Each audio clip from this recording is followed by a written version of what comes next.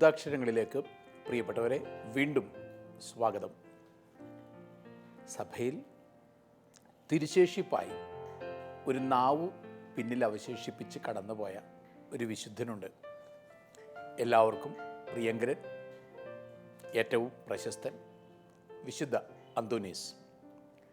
അദ്ദേഹം ഇപ്പോൾ ഒരു തിരുനാവിൻ്റെ രൂപത്തിൽ ദൈവത്തെക്കുറിച്ചുള്ള ഓർമ്മപ്പെടുത്തലുകളുമായി ഭൂമിയിൽ നിലകൊള്ളുന്നു, സ്വർഗത്തിൻ്റെ സാക്ഷ്യം പോലെ. ഈ വിശുദ്ധ അന്തോനീസിനെ കുറിച്ചുള്ള ചെറു ജീവചരിത്ര കുറിപ്പ് ധന്യചരിതമാലയിൽ മാത്യു വി ജോർജ് കളക്ട് ചെയ്ത് നമുക്ക് മുമ്പിൽ പുസ്തകമായിട്ട് അവതരിപ്പിക്കുന്നു. അന്തോനി എന്ന പദത്തിന് അർത്ഥം ഇടിമുഴക്കം പോലെ ശബ്ദമുള്ളവൻ എന്നാണ്. ജീവിതകാലത്തിനിടയിൽ അന്തോണി എക്സാക്ട്ലി ഇടിമുഴക്കമായിരുന്നു എന്നെനിക്ക് അറിഞ്ഞുകൂടാ. പക്ഷേ ദൈവത്തിൻ്റെ വിശുദ്ധമായൊരു ഇടിമിന്നൽ പിണർ പോലെ അദ്ദേഹം ഭൂമിയിലേക്ക് വന്നു. ഒരു ഓർമ്മപ്പെടുത്തലായിരുന്നു. ഒറ്റയ്ക്ക് ചിലമ്പിച്ചൊരു ഒച്ചയിൽ എന്തോ ഓർത്ത് പാടുന്ന മണിമുഴക്കം പോലെ, ഏതൊരു പള്ളി മണി പോലെ അദ്ദേഹം മുഴങ്ങിക്കൊണ്ടേയിരുന്നു. പള്ളി മണിമുഴക്കത്തിലൂടെ ഉറക്കം നടിച്ചവരെ ഉണർത്താൻ അദ്ദേഹം ശ്രമിച്ചു. എന്നിട്ട് ഉറക്കത്തിലേക്ക് നിന്നും ഉണർവിലേക്ക്, ദൈവത്തിൻ്റെ സദാ ഉണർന്നിരിക്കുന്ന കരുണയിലേക്ക് അദ്ദേഹം ലോകത്തെ മുഴുവൻ ഉണർത്തിയെടുത്തു. ഇപ്പോഴും സെയിൻറ്റ് ആൻ്റണി അത്ഭുത പ്രവർത്തകനായിട്ട് അറിയപ്പെടുന്നു. അത്ഭുതങ്ങൾ തേടിയ ആളുകൾ സെയിൻറ്റ് ആൻ്റണി അടുക്കലേക്ക് ഓടിക്കൂടുന്നുണ്ട്. പക്ഷെ എനിക്ക് തോന്നുന്നത് അത് അദ്ദേഹത്തോട് ചെയ്യുന്ന ഒരു വലിയ ദ്രോഹമായിരിക്കും. വെറും ഒരു അത്ഭുത പ്രവർത്തകനായിട്ട് തരം താഴ്ത്തുക എന്നുള്ളത്. അദ്ദേഹത്തിൻ്റെ ഏറ്റവും വലിയ അത്ഭുതം എന്തായിരുന്നു? ഏതൊരവസ്ഥയിലും ദൈവത്തെ കണ്ടെത്തുവാൻ വേണ്ടി മിടിക്കുന്നൊരു ഹൃദയം അദ്ദേഹത്തിനുണ്ടായിരുന്നു. ആ മിടിക്കുന്ന ഹൃദയത്തിൻ്റെ സ്പന്ദങ്ങൾ ഏറ്റുവാങ്ങിക്കൊണ്ട് അദ്ദേഹത്തിൻ്റെ നാവ് തിരുനാമ കീർത്തനം സദാ മുഴക്കിക്കൊണ്ടിരുന്നു. അതുകൊണ്ടായിരിക്കും അഴുകാത്തൊരു നാവായിട്ട് അത് മാറിയത്. അന്തോനി എന്ന പയ്യൻ, ഫെർണാണ്ടോ എന്നായിരുന്നു ആദ്യകാല പേര്. ഒരു കൊച്ചു രാജകുമാരനായിരുന്നു. പോർച്ചുഗലിൻ്റെ തലസ്ഥാനമായ ലിപ്സണിൽ രാജകുമാരനായിട്ട് കൊട്ടാര സദൃശമായ വീട്ടിൽ വാണു. ആദ്യം ശ്രദ്ധിക്കേണ്ട ഒരു കാര്യമുണ്ട്. ഫോർമേഷൻ സംബന്ധമായ ഒരു പാഠമാണത്. ഇവന് കളിക്കൂപ്പുകളായിട്ട് എന്തെങ്കിലും വണ്ടികളോ വാളോ തോക്കോ ഒന്നും സൈന്യത്തിൻ്റെ അറിവുകളും സൈന്യവ്യൂഹങ്ങളെക്കുറിച്ചുള്ള കാഴ്ചപ്പാടുകളുണ്ടായ മാതാപിതാക്കൾ നൽകിയിരുന്നില്ല. അവർ ഇവന് നൽകിയിരുന്നത് എന്താണ്? തിരുസ്വരൂപങ്ങളും ഭക്തവസ്തുക്കളുമായിരുന്നു. ഇത് തന്നെ ഒരു ചിന്താവിഷയമാക്കി മാറ്റാവുന്നതാണ്. കാരണം ഒരു കോട്ടയുമായി ബന്ധപ്പെട്ട് പ്രവർത്തിച്ചിരുന്ന മാതാപിതാക്കൾക്ക് വേണമെങ്കിൽ കോട്ടക്കൊത്തളങ്ങളുടെ രൂപങ്ങളോ അല്ലെങ്കിൽ പീരങ്കിയോ തോക്കുകളോ വാളോ പരിചകളോ ഒക്കെ ഇവന് കളിപ്പാട്ടങ്ങളായി നൽകാമായിരുന്നു. അതൊരു സാധാരണ പതിവായിരുന്നിരിക്കാം. പക്ഷെ അത് വേണ്ടെന്ന് വെച്ചു. അതിന് പകരമായിട്ട് ഭക്തി അവൻ്റെ ഹൃദയത്തിൽ ജനിപ്പിക്കുന്ന വിധത്തിലുള്ള വസ്തുക്കളും തിരുസ്വരൂപങ്ങളും മറ്റും അവന് കളിക്കുവാൻ കൊടുത്തിരുന്നു. കളിയിൽ നിന്നും അവൻ കാര്യത്തിലേക്ക് വളർന്നിട്ടുണ്ടാകണം. ഇനി കേൾക്കുന്ന മാതാപിതാക്കൾ വളരെ പ്രാധാന്യത്തോടെ ചിന്തിക്കേണ്ട ഒരു കാര്യമുണ്ട്. നമ്മളുടെ കുട്ടികൾ കുട്ടിക്കാലത്ത് എന്തിനെ തൊട്ട് വളരുന്നുവോ അതായി അവർ മാറുന്നുണ്ട്. ഇത് മനഃശാസ്ത്രം പറഞ്ഞു തരുന്നതാണ്. അവർ എന്തിനെ കേട്ടാണോ വളരുന്നത് അതായി അവർ തീരുന്നുണ്ട്. എന്താണോ അവർ പറയുന്നത് അതായി അവർ രൂപാന്തരപ്പെടുന്നുണ്ട്. കാണുന്നതും കേൾക്കുന്നതും തൊടുന്നതും ഒക്കെ അവരുടെ പ്രപഞ്ചത്തെ രൂപപ്പെടുത്തിയെടുക്കുന്നുണ്ട്. കളിപ്പാട്ടങ്ങൾക്ക് ജീവിതത്തിൽ വളരെ പ്രാധാന്യമുള്ള ഒരു റോൾ വഹിക്കാനുണ്ട്. അത് മനസ്സിലാക്കിയെടുക്കണം. ഈ യൂറോപ്യൻ മാർക്കറ്റിൽ നിന്നും നമുക്ക് ലഭിച്ചുകൊണ്ടിരിക്കുന്ന ഒരു ജീവിതവുമായി ഒരു തരത്തിലും ബന്ധപ്പെടാത്ത കുറേ കളിപ്പാട്ടങ്ങളാണ് നമ്മളുടെ കുട്ടികളുടെ ഭാഗധേയം ഇപ്പോൾ നിശ്ചയിക്കുക. എല്ലാവർക്കും ആസുരഭാവങ്ങളാണ്. 10 തലയുള്ള രാവണനെ പോലെ എല്ലാവരും കൊന്നൊടുക്കുന്ന യന്ത്രമനുഷ്യർ, എല്ലാവർക്കും നേരെ തോക്കുയർത്തുന്ന കുറേ ഹീറോസ്, ആരോടും ഒരു സ്നേഹവുമില്ലാത്ത കുറേ കടുകട്ടി ഭാവക്കാർ, ഇവരൊക്കെയാണ് നമ്മളുടെ കുട്ടികളുടെ ചങ്ങാതികളായിട്ട് ഇപ്പോൾ രംഗപ്രവേശം ചെയ്യുന്നത്. കഷ്ടമാണത്. സംസാര എന്ന അതിസുന്ദരമായിട്ടുള്ള ടിബറ്റൻ സിനിമയിൽ കുഞ്ഞ് പട്ടണത്തിലേക്ക് പോയ അപ്പൻ വാങ്ങിക്കൊടുത്ത നവീനമായിട്ടുള്ള കളിപ്പാട്ടങ്ങൾ ഉപയോഗിച്ച് കളിക്കാൻ തുടങ്ങുമ്പോൾ ഗ്രാമത്തിൻ്റെ പച്ചപ്പ് എന്തെന്നറിയാവുന്ന അവൻ്റെ അമ്മ ആ കളിപ്പാട്ടങ്ങൾ വലിച്ചെറിഞ്ഞ് പൊട്ടിച്ച് കളയുന്ന ഒരു രംഗമുണ്ട്. അവൾ പറയുന്നത് ആർട്ടിഫിഷ്യാലിറ്റി ഒന്നും വേണ്ട, നാച്ചുറലായിട്ടുള്ളൊരു ലോകമുള്ളവർക്ക് അത് മതിയെന്നാണ്. ഇങ്ങനെ ചിന്തിക്കുന്ന മാതാപിതാക്കൾ എത്ര പേരുണ്ടെന്ന്. അതായത് ആർട്ടിഫിഷ്യാലിറ്റിയിൽ അടിയും മുടിയും മുങ്ങി നിൽക്കുകയാണ്. നൈസർഗികതയുടെ പച്ചപ്പുകളിലേക്കൊന്ന് നടക്കാനും ഒന്ന് ആകാശത്തെ തൊടാനും ഭൂമിയെ തൊടാനും ഈ പച്ചപ്പായി മാറാനും അതിൻ്റെ കനിയുമൊക്കെ ആവോളം നുകർന്നെടുക്കുവാനും ഒന്നും കുട്ടികൾക്കിപ്പോൾ നേരമില്ല. ഒരു വട്ടം കൂടിയൻ ഓർമ്മകൾ മെയ്യുന്ന തിരുമുറ്റത്തെത്തുവാൻ മോഹമെന്ന് കവി പാടിയതുപോലെ ഈ തിരുമുറ്റത്ത് നിന്നുകൊണ്ട് ഏതോ ഒരു മരത്തിൽ തങ്ങി നിൽക്കുന്ന ജലഘടങ്ങളെയൊക്കെ തൻ്റെ തലയിലേക്കും ഹൃദയത്തിലേക്കും ഒന്ന് തുളുമ്പി എടുപ്പിക്കാനൊന്നും ആർക്കും നേരമില്ല. അപ്പോൾ അങ്ങനെ നേരമില്ലാത്തത് തന്നെ വലിയ പ്രശ്നമായി മാറുന്നുണ്ടെന്നാണ് ഞാൻ കരുതുന്നത്. അപ്പോൾ നമ്മുടെ വീടുകളിലൊക്കെ കുഞ്ഞുങ്ങൾ ഭക്തിമാർഗത്തിലൂടെ വളരണമെന്നുണ്ടെങ്കിൽ അതിന് ചെറുപ്രായത്തിൽ തന്നെ ട്രെയിനിങ് അവർക്ക് കിട്ടണം. ഈ ട്രെയിനിങ് കിട്ടിയ ഒരു കുഞ്ഞാണ് ഒരു മഹാവിശുദ്ധനായിട്ട് വളരുക. വീണ്ടും ചെറുപ്രായത്തിൽ തന്നെ അമ്മ പഠിപ്പിച്ചിരുന്നു, കുരിശടയാളം വരച്ചു കഴിഞ്ഞാൽ ഭയമകലും ശത്രുക്കൾ അകലും എന്ന്. ലിബ്സൺ കത്തീഡ്രലിലേക്ക് പ്രാർത്ഥിക്കാൻ വരുമ്പോൾ ഇത് കഥയാകാം, കാര്യമാകാം. ചില കഥകൾക്ക് പോലും കാര്യത്തിൻ്റെ പ്രസക്തിയുണ്ട്. ലിബ്സൺ കത്തീഡ്രലിലേക്ക് പ്രാർത്ഥിക്കാൻ പോയ ഫെർണാണ്ടോയെ ഒരു ഭീകര സത്വം പിന്തുടർന്നത്രേ പിശാച്. അതിൻ്റെ എല്ലാ പ്രലോഭന ഭാവങ്ങളോടും കൂടി ഇവനെ പിന്തുടർന്ന് കഴിഞ്ഞപ്പോൾ ഇവൻ പെട്ടെന്ന് അകന്നുപോ എന്ന് പറഞ്ഞുകൊണ്ട് ദേവാലയത്തിൻ്റെ തറയിൽ ഒരു കുരിശടയാളം വരച്ചു. മാർബിള് വെറും വെണ്ണ പോലെ ഉരുകി ആ കുരിശടയാളം താഴെ ഒരു അടയാളപ്പെടുത്തലായി മാറി. ഇപ്പോഴും ലിബ്സൺ കത്തീഡ്രലിൽ നിങ്ങൾ ചെന്ന് കഴിഞ്ഞാൽ ഈ ഫെർണാണ്ടോ വരച്ച കുരിശടയാളം കാണാമത്രേ. അത് കാണാൻ വേണ്ടി മാത്രം ധാരാളം ആളുകൾ ഇപ്പോഴും അവിടെ ചെല്ലുന്നുണ്ടത്രേ. ഇത് എക്സാക്ട്ലി ഇങ്ങനെ നടന്നതാണോ എനിക്കറിഞ്ഞുകൂടാ. അത്ഭുതങ്ങളെക്കുറിച്ച് ഒരുപാട് ചിന്തിക്കുന്നതിന് പകരം കുരിശടയാളം നൽകുന്ന സാന്ത്വനത്തെക്കുറിച്ച് ചിന്തിച്ച് നോക്കാം. പണ്ടൊക്കെ മാതാപിതാക്കൾ പറഞ്ഞു തരും, മോനെ കുരിശ് വരച്ചേ കിടക്കാവൂ, കാരണം അത് സംരക്ഷണയാണ്. കുരിശ് വരച്ചേ എഴുന്നേൽക്കാവൂ, കാരണം അത് ജീവിതത്തിൻ്റെ ഡിറക്ഷനേകുന്നു. കുരിശ് വരയാലാണ് ഒരു ക്രിസ്ത്യാനി മുദ്രണം ചെയ്യപ്പെടേണ്ടത്. കുരിശടയാളത്താലാണ് അവൻ സംസാരിക്കേണ്ടത്. ഇപ്പോൾ കുരിശും പോയി, കുരിശ് വരയും പോയി, കുരിശിൻ്റെ മുദ്രണവും പോയി. നമ്മളൊക്കെ കുരിശുകളായി മാറുകയും ചെയ്തിട്ടുണ്ട്. ഇതിനെക്കുറിച്ചൊക്കെ ഇടയ്ക്കെങ്കിലും സമയമുള്ളവർ ചിന്തിക്കുന്നത് നന്നായിരിക്കാം. പുതിയ കുഞ്ഞുങ്ങളെയൊക്കെ കുരിശു വരക്കാനും കുരിശു വരച്ച് പ്രാർത്ഥിക്കാനും മണിമുഴങ്ങുമ്പോൾ ത്രിസന്ധ്യാ ജപങ്ങളൊക്കെ ചൊല്ലിപ്പിക്കുവാനുമൊക്കെ മാതാപിതാക്കൾക്ക് നേരമുണ്ടോ? അതോ ടെലിവിഷൻ പോലെയുള്ള പൊള്ളയായ തരിശുഭൂമികളിൽ എവിടെയോ നിൽക്കുന്ന മരം പോലെ ഒരു കായുമില്ലാതെ ഒരു കനിയുമില്ലാതെ അങ്ങനെ നിൽക്കുന്ന മാതാപിതാക്കളും ആ മാതാപിതാക്കളോട് ചേർന്ന് നിൽക്കുന്ന പാഴ്ചെടികൾ പോലുള്ള മക്കളും, അതാണ് നമ്മുടെ വീടിൻ്റെ അവസ്ഥ. ചോദിക്കുന്നത് നന്നായിരിക്കാം.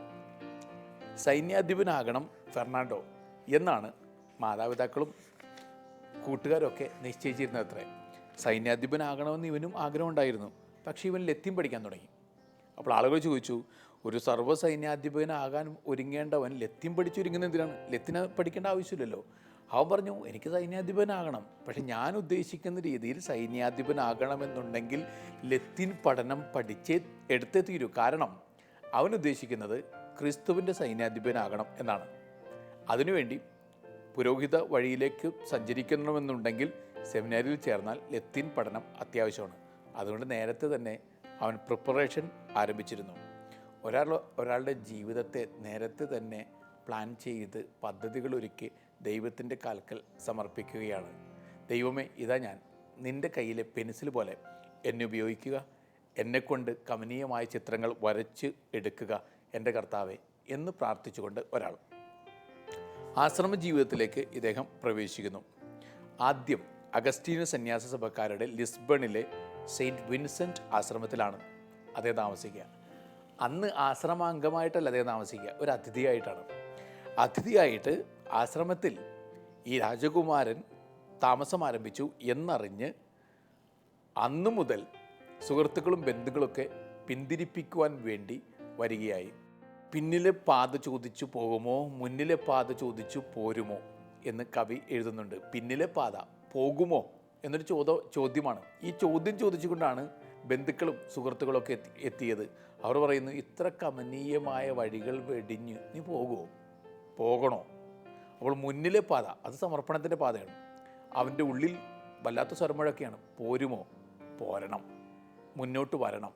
പിന്നെ ഇന്നലത്തെ പാതയോടും ഇന്നലത്തെ സുഹൃത്ത് ബന്ധങ്ങളോടും പിന്നെ അതിൻ്റെ എല്ലാ ആഹ്ലാദങ്ങളോടും നോ പറഞ്ഞിട്ട് അന്യമായി തീർന്ന പഴയ ഗ്രഹം വെടിഞ്ഞു ഇനി സ്വന്തമായി മാറേണ്ട പുതിയ ഗ്രഹം തേടി അദ്ദേഹം യാത്രയാകണം. അത്ര എളുപ്പമുള്ള കാര്യമല്ലല്ലോ. യുലീസിസ് ഗ്രീക്ക് പുരാണത്തിൽ നാവികരോടൊപ്പം, സുഹൃത്തുക്കളായ നാവികരോടൊപ്പം വലിയൊരു യജ്ഞത്തിലേർപ്പെട്ട് വലിയ ഒരു നിയോഗം പേറി യാത്ര നടത്തുകയാണ്. തോണി തുഴഞ്ഞു പോവുകയാണ്. അപ്സര കന്യകകളുള്ള ഒരു ദ്വീപുണ്ട്. ആ ദ്വീപിനടുത്ത് എത്തിക്കഴിഞ്ഞപ്പോൾ അവരുടെ ഗാനത്തിൽ സ്വയം അലിഞ്ഞു പോയ നാവികർ തുഴച്ചിൽ നിർത്തി അവർ ഈ ഗാനത്തിൽ അലിഞ്ഞ് ഏത് നിമിഷവും ദ്വീപിലേക്ക് കാലെടുത്ത് വെച്ചു എന്ന മട്ടിൽ അങ്ങനെ ഇരിക്കുകയാണ്. ഇദ്ദേഹം എന്തു ചെയ്തു? ഈ തുഴച്ചിൽ നിർത്തക്കാരെ അവരെ ഓർമ്മപ്പെടുത്തി, തുഴയണം നിങ്ങൾ. എന്നിട്ട് അവരുടെ ചെവിട്ടിലേക്ക് വീണ്ടും ആ പാട്ട് വന്ന് അരക്കാതിരിക്കുവാൻ വേണ്ടി ഈയം ഉരുക്കി ഒഴിച്ചു. സ്വയം മറന്നു പോകാതിരിക്കാൻ വേണ്ടി പായ്ക്കപ്പലിൻ്റെ ആ വഞ്ചിയോട് ചേർത്ത് ഇയാളെ കെട്ടിവെച്ച് നിർത്തി. മറന്നുകൂടാ നിയോഗ വഴികൾ, മറന്നുകൂടാ ലക്ഷ്യങ്ങളെക്കുറിച്ച്. ഇതുപോലെ തന്നെ മറ്റൊരു കഥാപാത്രമുണ്ട്, ഓർഫിയൂസും അനുചരന്മാരും ഇതുപോലെ ഈ ദ്വീപിനടുത്തെത്തിക്കഴിഞ്ഞപ്പോൾ പാട്ട് കേട്ടപ്പോൾ ഇദ്ദേഹം എന്താ ചെയ്തത്? ആ പാട്ടുകളെയെല്ലാം തോൽപ്പിക്കുന്ന മട്ടിൽ അതിസുന്ദരമായി ഇദ്ദേഹം പാടാൻ തുടങ്ങി.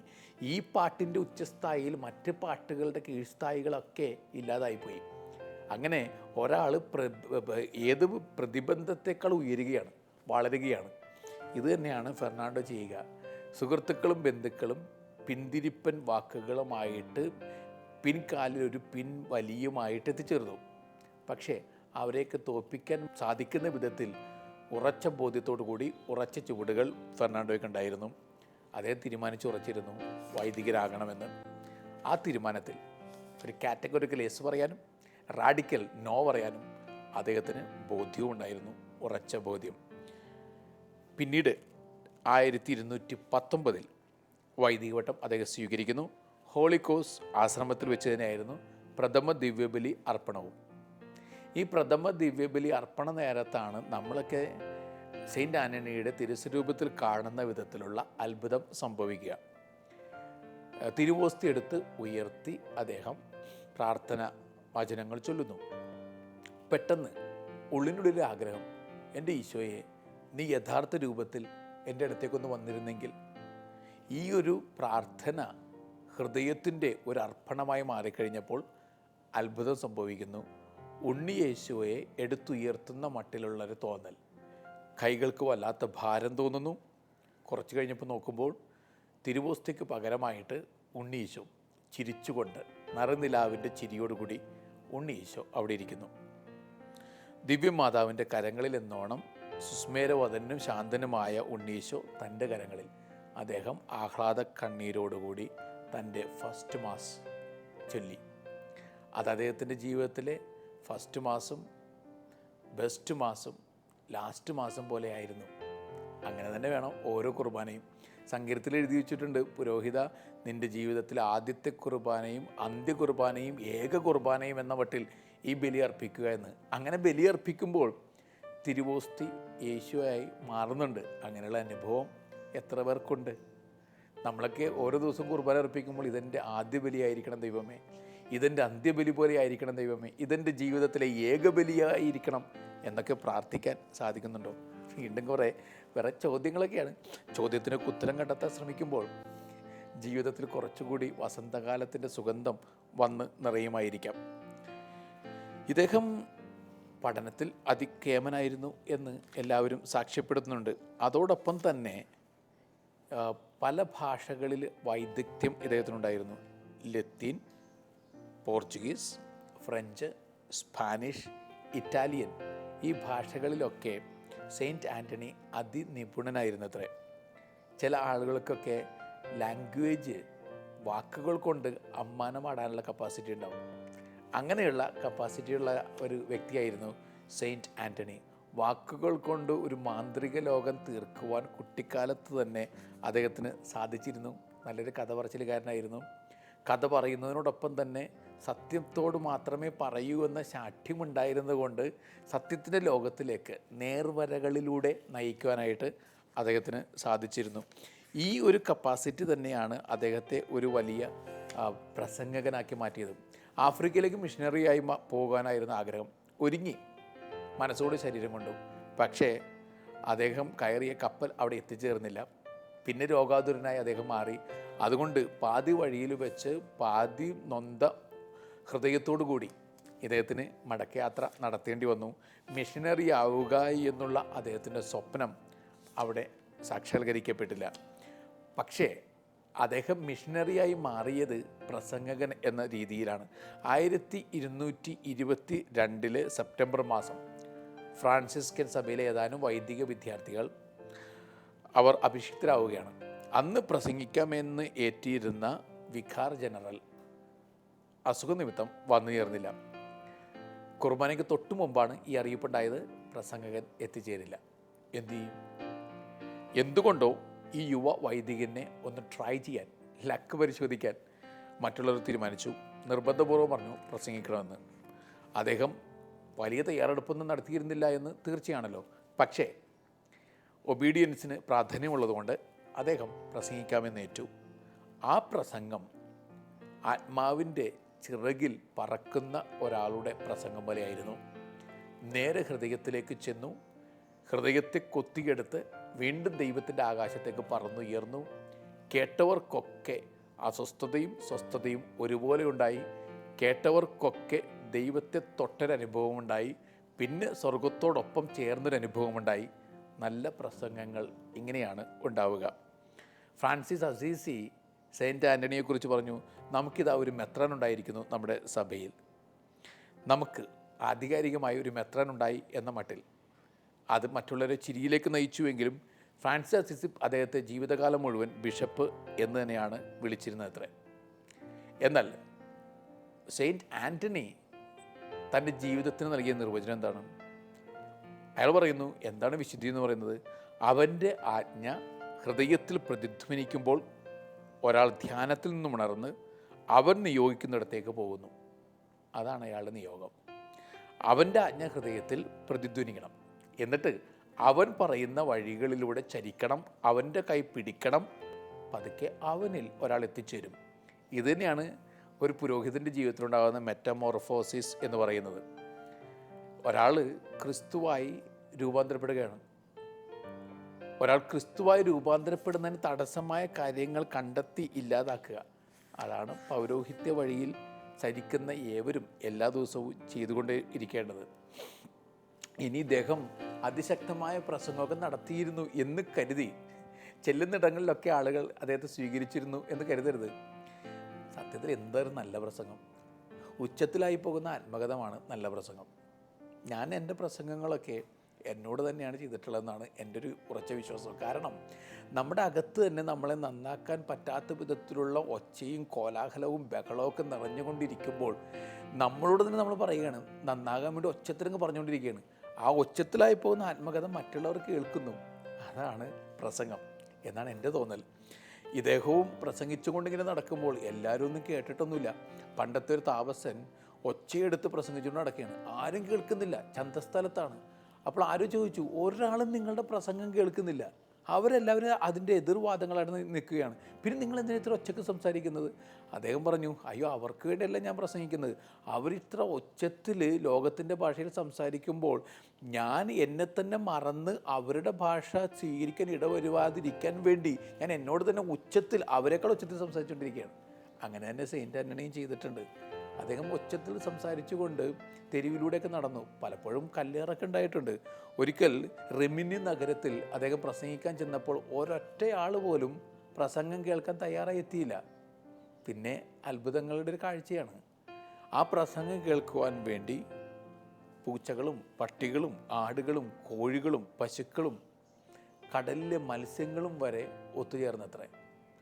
കടലിലെ മത്സ്യങ്ങളൊക്കെ ആ വിരുന്നിന് വേണ്ടി കടലോരത്തേക്ക് കുതിച്ചു പാഞ്ഞ് വന്നത് എന്നാണ് പറയപ്പെടുന്നത്. നല്ല പ്രസംഗം കേൾക്കാൻ ആളുകൾ കുതിച്ചെത്തും. നിർഭാഗ്യവശാൽ ചീത്ത പ്രസംഗങ്ങൾ ഒരുപാട് കൂടിപ്പോകുന്നത് കൊണ്ട് ആളുകൾ കടലിലേക്ക് എടുത്ത് ചാടുകയാണ് ഓരോ പ്രസംഗം കേട്ടതിന് ശേഷവും. ചില മനുഷ്യരൊക്കെ സ്വസ്ഥത തേടി പള്ളിയിലേക്ക് വരും. സ്വസ്ഥത മുഴുവൻ നശിപ്പിച്ച് അവസാനത്തെ കയ്യിലുണ്ടായിരുന്ന അവസാനത്തെ ചില്ലിക്കാശി പിരിവ് കൊടുത്തതിന് ശേഷം നിശബ്ദതയോടുകൂടി അസ്വസ്ഥരായി പുറത്തേക്ക് പോരുകയാണ്. സത്യത്തിൽ ഒരു പള്ളിയിൽ ഞായറാഴ്ച പ്രസംഗം കഴിഞ്ഞ് ഞായറാഴ്ച കുർബാന കഴിഞ്ഞ് പോകുന്നയാൾ എമ്മാവൂസിൽ അനുഭവം ഉണ്ടായ ശിഷ്യരുടെ അനുഭവത്തോടു കൂടെ പോകാനായിട്ട് ഞങ്ങളുടെ ഹൃദയം ജ്വലിക്കുകയായിരുന്നു എന്നവർ പറയണം. പലപ്പോഴും ജ്വലിക്കുന്നത് പോയിട്ട് നേരത്തെ ഉണ്ടായിരുന്ന കനൽ പോലും കത്താതെ കെട്ടുപോകുന്ന അവസ്ഥയാണ്. കെട്ടടങ്ങി ചത്തൊടുങ്ങി ഒരാൾ പള്ളിയിൽ നിന്ന് പുറത്തേക്ക് വരുന്നുണ്ടെങ്കിൽ അതിനാരാണ് ഉത്തരവാദി? അതിൻ്റെ ഉത്തരം നമ്മൾ ഓരോരുത്തരും കണ്ടെത്തണമെന്നാണ് ഞാൻ കരുതുന്നത്. ഒരിക്കൽ ഒരു പെൺകുട്ടിയെ, പാദ്രോവാന എന്നൊരു പെൺകുട്ടിയെ ഇദ്ദേഹം പ്രസംഗിക്കുന്ന സമയത്ത് ശത്രുക്കളായ ആളുകൾ പള്ളിയിലേക്ക് കൊണ്ടുവന്നു. എന്നിട്ട് പറഞ്ഞു, നിങ്ങൾ പ്രസംഗിക്കുന്നൊക്കെ ഉണ്ടല്ലോ, ഇവളെ ദൈവം എന്തുകൊണ്ടാണ് ഇങ്ങനെ സൃഷ്ടിച്ചത്? വികലാംഗയായിട്ട് സൃഷ്ടിച്ചിരിക്കുന്നു. ആ വികലാംഗിയായിട്ട് ഇവളെ സൃഷ്ടിച്ച എങ്കിൽ ദൈവം കരുണയുള്ള ആളാണ്. ദൈവം എന്തിനാണ് കരുണയുള്ള ആളാണെങ്കിൽ ഇവളിങ്ങനെ ശിക്ഷിച്ചത്? ഇദ്ദേഹം പറഞ്ഞു, ഇത് ശിക്ഷയല്ല, ഇവളിലൂടെ ദൈവത്തിൻ്റെ സ്നേഹവും കരുണയും ലോകം മുഴുവൻ അറിയണം എന്ന് പറഞ്ഞുകൊണ്ട് അദ്ദേഹം പ്രസംഗം തുടർന്നു. പ്രസംഗത്തിനിടയിൽ അവൾക്ക് വികലാംഗത്വം മാറി പൂർണ്ണമായ സൗഖ്യം വന്നത്രേ. ഒരാളുടെ വികലാംഗത്വം മാറ്റുന്നതായിരിക്കണം പ്രസംഗം. പഴയ തമാശയിൽ പ്രസംഗത്തിനിടയിൽ ഒരു വൃദ്ധൻ ഉറങ്ങിപ്പോയി. ഓൾട്ടർ ബോയോട് പ്രസംഗിക്കുന്ന അച്ഛൻ ആംഗ്യം കാണിച്ചു പറഞ്ഞു, കുഞ്ഞെ പോയി ഉണർത്തുക. അപ്പോൾ കുഞ്ഞ് തീരെ കുഞ്ഞാണ്. അവൻ എഴുന്നേറ്റെന്ന് പറഞ്ഞു, you only made him sleep, you only wake him up. നിങ്ങളല്ലേ ഉറക്കിയത്, നിങ്ങളെന്നെ ഉണർത്തുക. പലപ്പോഴും പ്രസംഗത്തിലൂടെ ഉണർത്തുന്നതിന് പകരം ഉറക്കിക്കൊണ്ടിരിക്കുന്നവർ നെഞ്ചത്ത് കൈവച്ചൊന്ന് ചോദിച്ചു നോക്കണം, ഉണർവിലേക്ക് തന്നെയാണോ സഭയെ പ്രസംഗത്തിലൂടെ നമ്മൾ നയിച്ചു കൊണ്ടുപോകുന്നത് എന്ന്. പരിശുദ്ധ കുർബാനയോടുള്ള ആരാധന ജീവിതത്തിൻ്റെ ഭാഗമാക്കി മാറ്റിയ ആളാണ് വിശുദ്ധ അന്തോണീസ്. എന്നാൽ പരിശുദ്ധ കുർബാനയുടെ സാന്നിധ്യത്തെക്കുറിച്ചുള്ള ചോദ്യങ്ങളുമായി വന്ന ധാരാളം ആളുകളുണ്ട്. അവരുടെ മുന്നിലേക്ക് ഇദ്ദേഹം പരിശുദ്ധ കുർബാനയെ എഴുന്നള്ളിച്ചു കൊണ്ടുവരികയും കഴുതകളെ കൊണ്ട് അവയെ ആരാധിപ്പിക്കുകയും ചെയ്ത രംഗമുണ്ട്. കഴുതകൾ വിശപ്പ് സഹിക്കാതെ ഭക്ഷണമില്ലാതെ അലഞ്ഞവയാണ്. പക്ഷേ വൈക്കോലിട്ടിട്ടും വൈക്കോൽ കഴിക്കാതെ പരിശുദ്ധ കുർബാനയുടെ മുമ്പിൽ സാഷ്ടാംഗം പ്രണമിച്ച് കഴുതകളൊക്കെ നിന്നുപോയത്രേ. ഈ പ്രപഞ്ചത്തിന് മുഴുവൻ ദൈവത്തിൻ്റെ സാന്നിധ്യം തിരിച്ചറിയാനുള്ളൊരു കേപ്പബിലിറ്റിയും കപ്പാസിറ്റിയും ഉണ്ട്. ഏത് ജീവജാലത്തിനും ദൈവികതയുടെ സാന്നിധ്യവും സ്പർശവും തിരിച്ചറിയാൻ പറ്റും. നമ്മൾ കഴുതകളെക്കാളും താഴ്ന്ന ബുദ്ധിയുള്ളവരായതുകൊണ്ട് എപ്പോഴും ബുദ്ധിയുള്ളവരാണെന്ന നാട്യത്തിൻ്റെ പുറത്ത് എന്തിനേയും ചോദ്യം ചെയ്തുകൊണ്ട് ജീവിക്കുന്നു. അതിനപ്പുറത്തേക്ക് വളരാനായിട്ട് നമ്മൾ എത്രമാത്രം ചെറുതാകണം. അപ്പോൾ കുറച്ചൊക്കെ ചെറുതാകുമ്പോഴാണ് വളരുന്നത് എന്നൊരു പാഠവും ഇതിലൂടെ നമുക്ക് കിട്ടിയിട്ടുണ്ട്. ദൈവത്തിൻ്റെ മെതിവണ്ടി പോലെ വിശുദ്ധ അന്തോണീസ് സഞ്ചരിച്ചു എന്നാണ് പറയപ്പെടുന്നത്. വലിയ കുന്നുകളെയൊക്കെ നിരപ്പാക്കി ദൈവത്തിൻ്റെ ഒരു പാത ഒരുക്കി അദ്ദേഹം മുന്നോട്ട് പോയിക്കൊണ്ടിരുന്നു. ഒരാൾ ശവസംസ്കാരത്തിന് വേണ്ടി ഒരാളുടെ മൃതദേഹം കൊണ്ടുവന്നപ്പോൾ അദ്ദേഹം പറഞ്ഞു, എനിക്ക് ഈ മൃതദേഹം സംസ്കരിക്കുക വയ്യ, കാരണം ഇയാളുടെ ഹൃദയം ഇപ്പോഴും പണപ്പെട്ടിയിലാണ്. ആളുകൾ പരിശോധിച്ച് കഴിയുമ്പോൾ സത്യമായിട്ട് അങ്ങനെ തന്നെയായിരുന്നു. അയാളുടെ വീട്ടിലെ പണപ്പെട്ടിയിൽ ചോര പുരണ്ടൊരു ഹൃദയം ആ മനുഷ്യൻ്റെ ഹൃദയമായിരുന്നു. ഇതൊക്കെ അത്ഭുതകരമായൊരു കാഴ്ചയെന്ന് പറയാം. പക്ഷേ നമ്മളുടെയൊക്കെ ഹൃദയം ഇപ്പോഴും മിടിക്കുന്ന ഹൃദയമൊക്കെ ഏതൊക്കെയോ പണപ്പെട്ടിയിൽ കുടുങ്ങിക്കിടക്കുകയാണ്. എന്നിട്ട് നമ്മൾ ഒരു മൃതദേഹം പോലെ ചരിച്ചുകൊണ്ടേയിരിക്കുകയാണ്. ഹൃദയമില്ലാത്ത ജീവിത ക്രമങ്ങളിലൂടെ മുന്നോട്ട് പോയിക്കൊണ്ടിരിക്കുമ്പോൾ സെയിൻറ്റ് ആൻ്റണിയെ പോലുള്ളൊരാൾ അദ്ദേഹം വന്നിട്ട് പറയുന്നു, നിനക്ക് പ്രധാനപ്പെട്ട പല കാര്യങ്ങളും നഷ്ടപ്പെട്ടു പോയിട്ടുണ്ട്. അതുകൊണ്ട് നഷ്ടപ്പെട്ടു പോയതും കാണാതെ പോയതുമായ എല്ലാം വീണ്ടെടുക്കുവാൻ വേണ്ടി ശ്രമിക്കുക. പ്രിയപ്പെട്ടവരെ, നമ്മളിലൊക്കെ കാണാതെ പോയ ഹൃദയമൊക്കെ വീണ്ടെടുക്കുവാൻ ഇതുപോലുള്ള വിശുദ്ധരൊക്കെ നമ്മളെ സഹായിക്കും. ഇടയ്ക്കിടയ്ക്ക് വിശുദ്ധരുടെ ജീവിത കഥകളിലൂടെ പോകുന്നത് നല്ലതാണ്. കാരണം നമ്മളും വിശുദ്ധരും തമ്മിലുള്ള വ്യത്യാസം നമുക്ക് മനസ്സിലാവും. ആ വ്യത്യാസത്തെക്കുറിച്ച് ധ്യാനിച്ചു കഴിയുമ്പോൾ, ദൈവമേ, ഒരല്പം കൂടി നന്നാകാൻ നീ എന്നെ സഹായിക്കണേ എന്നൊരു പ്രാർത്ഥന അറിയാതെ ഉള്ളിൽ വരും. അതുകൊണ്ട് പ്രിയപ്പെട്ടവരെ, ഇതുപോലുള്ള പുസ്തകങ്ങളിലൂടെ വീണ്ടും കടന്നു പോവുക. ഒരിക്കൽ കൂടി സ്നേഹത്തോടെ നല്ല യാത്ര നേരുന്നു. ദൈവം കൂടെ ഉണ്ടാവട്ടെ.